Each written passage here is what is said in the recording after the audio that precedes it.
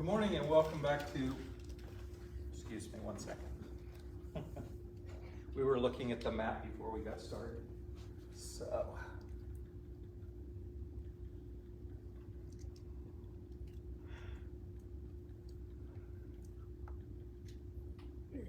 there you are. Okay, we're good.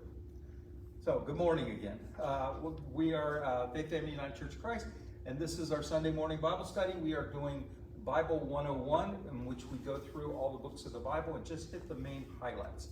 Currently, we are going through the letters of Paul, or the letters that are attributed to Paul. We've already been through the ones that were most definitely written by Paul. Then we went through, last week we went through Ephesians, Colossians, and 2 Thessalonians, which were maybe written by Paul or once removed. In other words, like a scribe or one of his disciples. And today we're going to go over what are called the pastoral epistles or pastorals, which is 1st, 2nd Timothy, and Titus. If you got your pew Bibles, it's 1034, page 1034.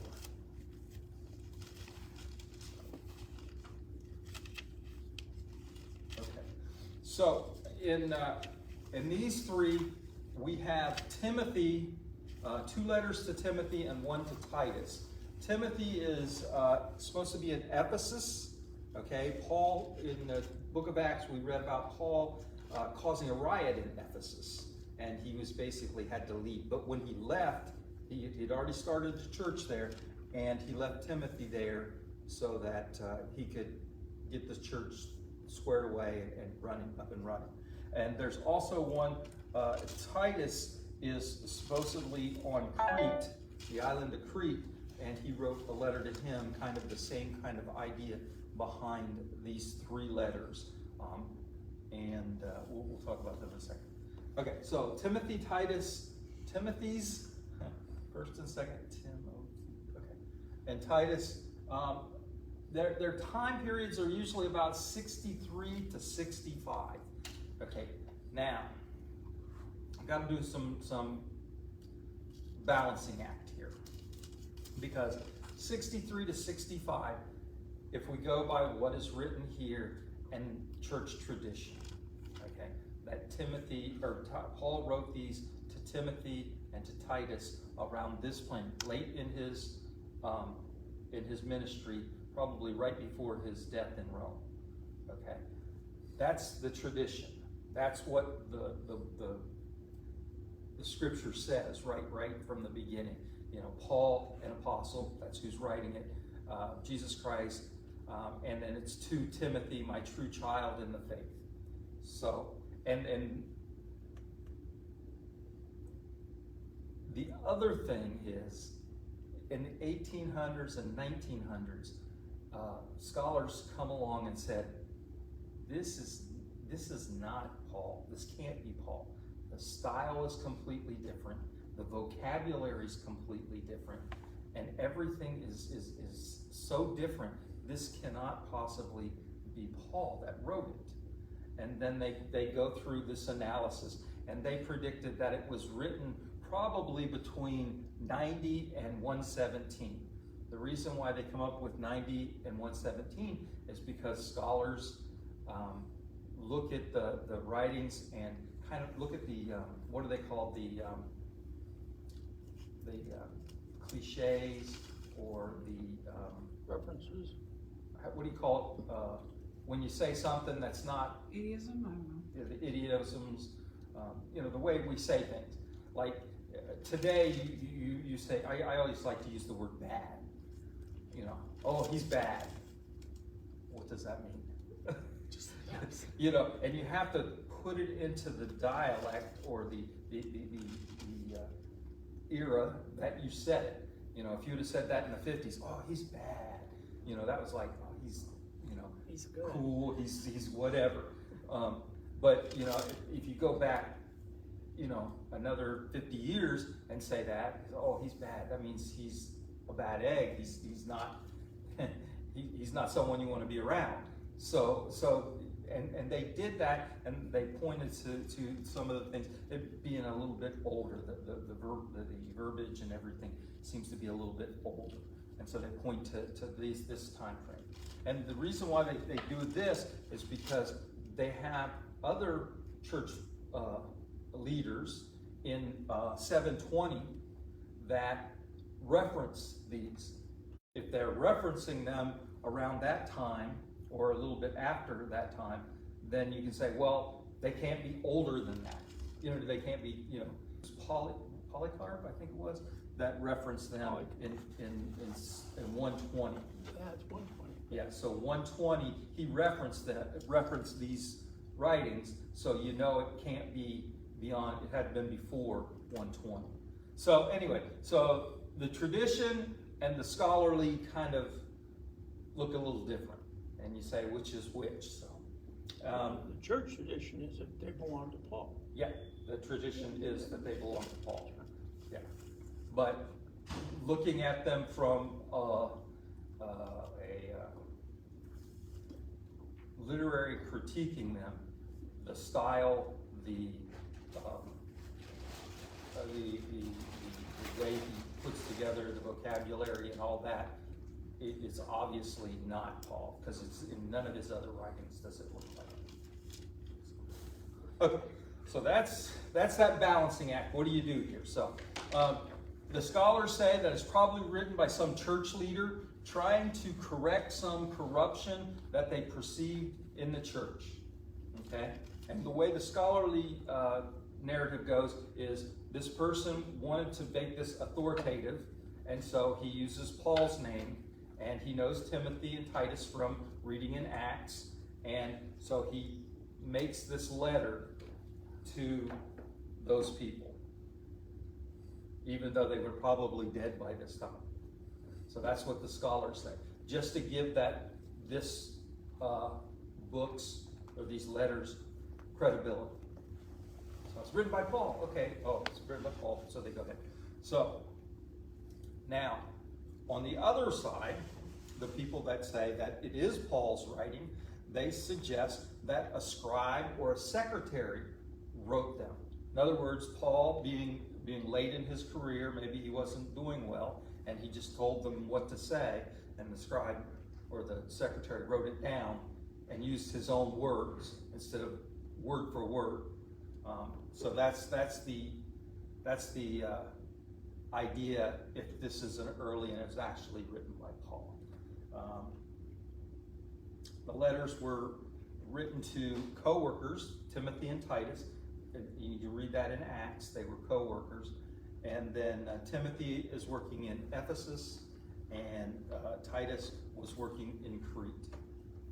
Okay, so that's when, who was the author, and who did he write to? You got all that? Okay, so what are we looking? Oops, one wrong way. Sorry. So, what was the purpose of these letters? Well, the purpose of these letters, which is interesting. Let me go back. When we did Ephesus last week, you remember that there was no reference to the riots of Ephesus.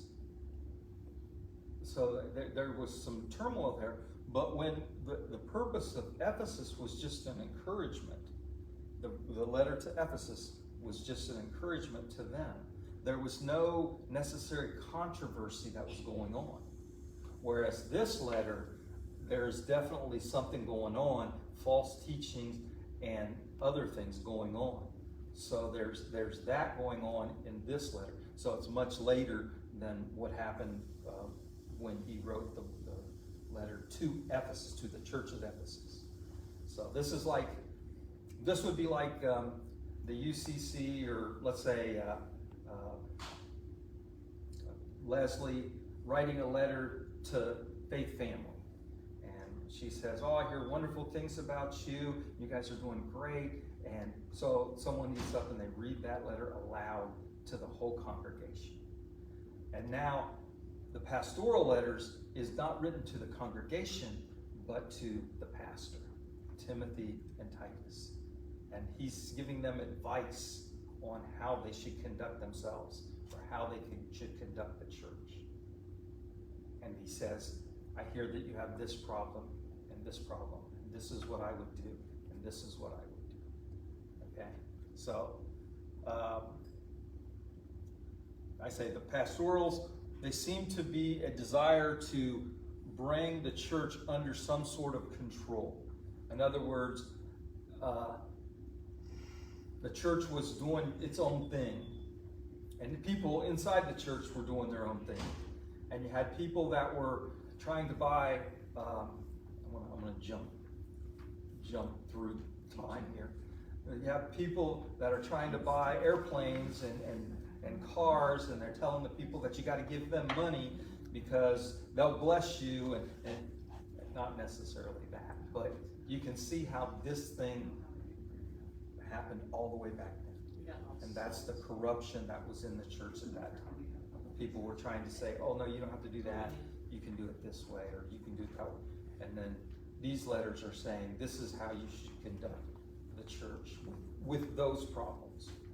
When you had wasn't the reason for the riots the people that made the idols were Yes. going to be out of work? Yes. And now they've gotten over that. You've got a church established, so this has to be significantly later. Yes. So we're looking. It's a lot later than what he wrote to Ephesus, and it's a lot later than what happened during the riots. Yeah. So, and you understand that in Acts we read that when what happened was Paul was saying, do away with your idols. There's only one God, and you worship that God, and you don't need idols. And all these craftsmen and artisans that make the little trinkets and the little idols, they're like, you're putting us out of business here, bud. And so they started rioting, and the temple there was the temple of Artemis. And so Artemis, Greek mythology, some of them depict that god as a female huntress. And so you see the female, and the temple was probably run by a lot of females. And so when you get to some of the wording in what is said in 1 Timothy, it says, I do not permit a woman to teach or have authority over a man. Well, you can see how that situation where these people that were in the temple, these women that were high priests, priestesses in the temple, become Christians, or they start moving in the church circles. Now they think that they can become dominant over the men in the church and tell them what to do. And now I said men and that kind of thing, but the important thing when you look at that particular verse where it says, I do not permit a woman to teach or have authority, that word authority is so weak in our language. It actually would mean to dominate, or to be domineering over a man. And you can see how that could happen. Coming from their temple of Artemis, their high priest, they come in. I know spirituality, I know, God / gods, and so that kind of thing. Any questions on that?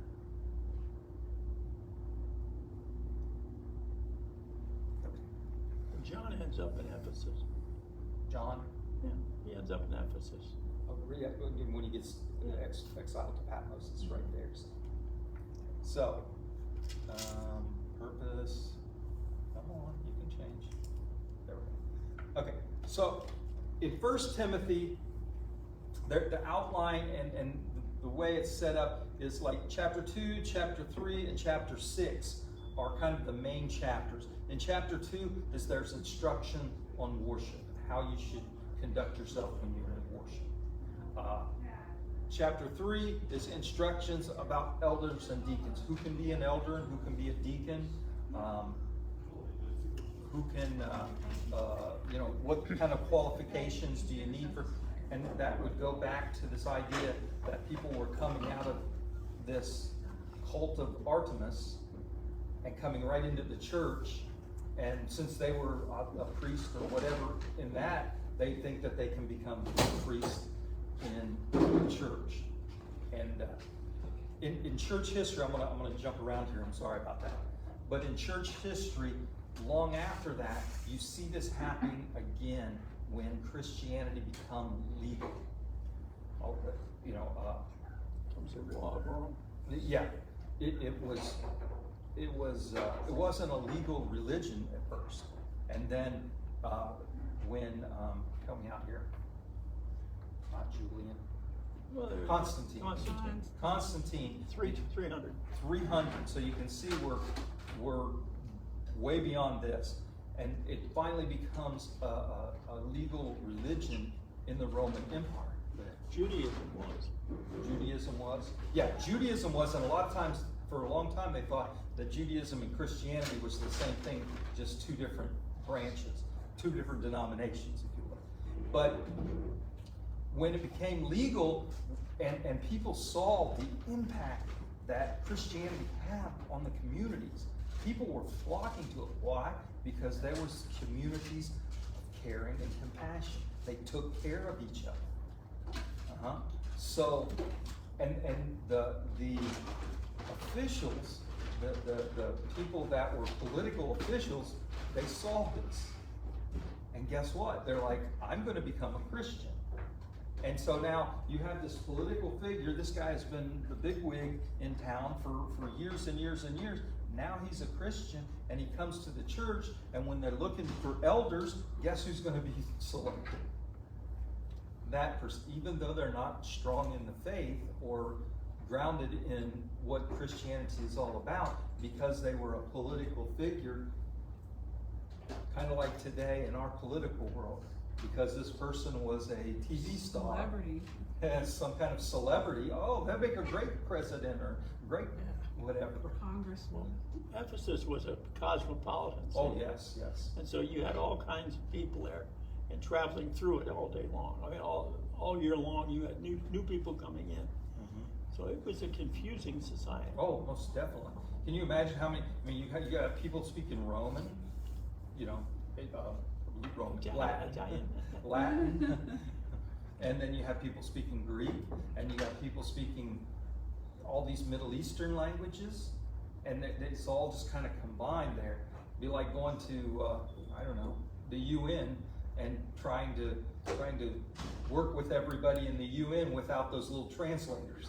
It would be very difficult. But so that's the layout of Timothy, and then this discourse on the love of money.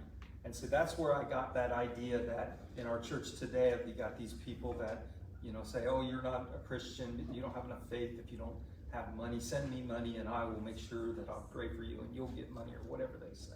I don't know. But he kind of warns against this and how people were going to be using the positions in the church because they had the love of money. Yes?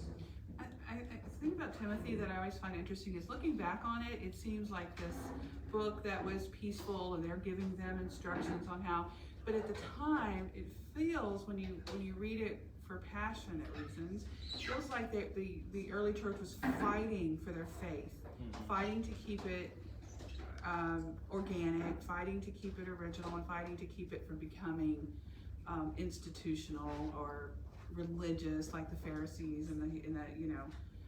So it's really an impassioned plea to keep their faith what it was and not to change it by for systemic reasons. So I think that's really what they were getting at here, but it's been used in the wrong way now because it doesn't really. I mean, it has a message now because we need to be doing these same things with our faith, yet some of the things they were saying have no place in our current society. Well, and see, that goes back to the idea that these books or these letters are not written to churches. Right. They're written to pastors. The two pastors. They're written to them. So this is a letter that is written to pastors, and this is what pastors should keep in mind when they're conducting the church. Good point. And it's not necessarily the church people should say, oh, it says this and you need to do this. No, that's the pastor's duties. And so that's what this is about. And at one point, I loved one of the words. It says, admonish an elder delicately. Yeah. Right? So you're not going to come in and you're not going to say you're wrong and you're doing this. No, it says be gentle with them. And so when you take all of this into consideration, my favorite thing to do is to view the Bible through the lens of love. So when you're taking all this into consideration, you still need to love the person that you're trying to deal with. And so I think that's the big takeaway from this. One, it's not a letter to the church at Ephesus. We already have that. This is a letter to the pastor of the church of Ephesus. And this is what here's some of your problems, and this is how you can deal with them. That's a good point. I've never heard it brought like that before. Can I ask you one question? Yes, please. Seems like a lot of people that were religious leaders in their own, now they're coming in, or they want to be religious leaders in the church. Mm-hmm. In the US of A, for $20, you can get a doctorate in theology at these places. Where? No, but you can get ordained. Yeah. I mean, so, I'm ordained 3 times. no, I mean, I heard so much about it, and then when you compare what they're studying versus what a priest or a pastor or a rabbi is studying, it's garbage. It's just, give me the $20. Yeah. And that's the love of money. You give us money and we'll make you a pastor. And then the post office goes back, it turns out it's a cabin up in the hills of Timbuktu. Yeah, and then, like I said, that's a warning. That's a warning. And this is, like I said, these are warnings to pastors. This is directed to the pastors. And I think that because it's in the scriptures, everybody thinks it's to them and about them. But this is, in particular, it says to Timothy, to Titus. And so those are the pastors that are pastoring these 3 churches. Or these 2 churches, these 2 churches. It's a delicate balance for establishing a church in Ephesus when there's 300 other other religions going not on. only that, there is a, and you might hear this on some of the social media and crazy posts, but there's a religion called Mithraism. And What's that? Mithra was a character that looked a lot like Jesus. He dies, comes back to life. When you become a follower of Mithra, you go down in this pit and they sacrifice a bull over top of the pit, and you're baptized in the blood Of the bull. of the bull. Oh, yeah. Yeah. So and then you go, oh, see, Christianity got its ideas from the Mithra. No, you got all these religions that are paralleling each other, and if it looks alike, maybe they borrowed from each other's or whatever, but it doesn't matter. This is Christianity. That is Mithraism. That is, whatever other religion you are. The Temple of Artemis religion, the Greek pantheon, or the Roman pantheon religion. So you have, and what Bill's pointing out is, this Ephesus is like a big hub between the Roman world and the Eastern world, Middle Eastern world.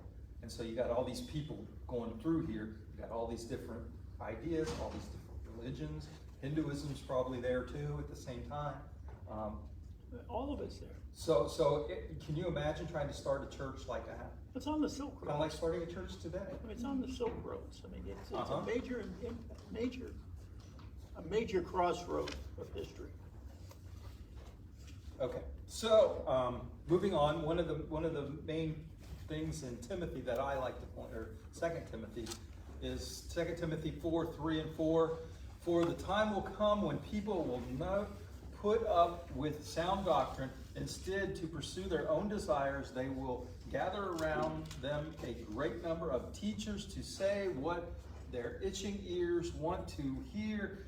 They will turn their ears away from the truth and turn aside to myths. They'll make your ears itch. Okay. So he's warning the pastors that, hey, people are going to go away from you, and they're going to go to things that they want. Okay, so the ultra-conservative churches love this. They love this verse. But the point is, this verse was written almost 2,000 years ago. And since then, the church itself has gone this way.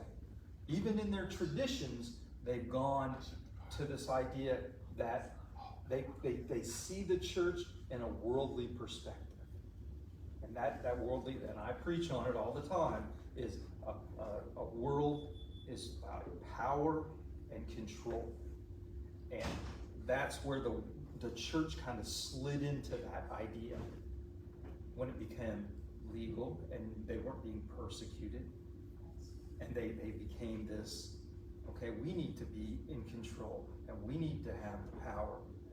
And so they actually went away from the truth, and the truth of this community is supposed to be a community based on love, caring, forgiveness. And these were the principles. And we don't see that. When they became a state religion, they mimicked Rome. Exactly. You know, and you see that throughout the church too. You see the hierarchy of the church, the way the church has a hierarchy, which is funny to me, because when you read the scriptures, there isn't really a hierarchy. We talk about being equal, being different parts of one body. So there's not like really a hierarchy. The hierarchy is Christ is above us, and that's it. And then we are together. We all have different functions, but yet we're all the body doing the loving, the compassion, the forgiving, the caring. And but yet you look at it, and Rome had its bishops, it had its elders, bishops, deacons, and the deacons were first, then you become an elder, then you become a bishop, then you become an archbishop, and then you become the pope. Sound familiar? Well, that's the way the Roman hierarchy went. You had the emperor, you had the governors, you had the magistrates, so you kind of, then comes along the Presbyterian church function. And what is that? Well, you have this committee of people, and they represent all these other people. It's a presbytery, or what we call today representatives. And so you have they're a hierarchy, and then you have a council over them, and then you have a council over them. Okay, so that was that. What we have today, when America became popular, you have this one person that's kind of the CEO or the president, and then he has his cabinet people. And so you always have this church kind of mimicking what the governments are doing. Except they're Christian church, Church of Christ. Why is that? Well, because they were all autonomous. Yeah, well, yeah, and then that's something that the states' rights. Mm-hmm. That's what that idea that we have. Each church is its own independent, but we're part of a bigger body. So the states are all independent, but they're part of a bigger union, and that's the idea behind that. Go ahead. Well, when Timothy was written, the book, Mm-hmm. Timothy was written, Christians were newbies. Mm-hmm. We were not a popular religion. We were just trying to get converts. And this continued until, we struggled until 300, when Constantine, 315. And then we took off very quickly because the state said, okay, if you converted the emperor, you got the people. Yes. Because the people think like the emperor did. And that was the beginning of it. But that was Constantine was a warrior. He wasn't a lover. No. So we became a warring religion. I would love to be able to go back. That's one of those time machine things, because you could never do it.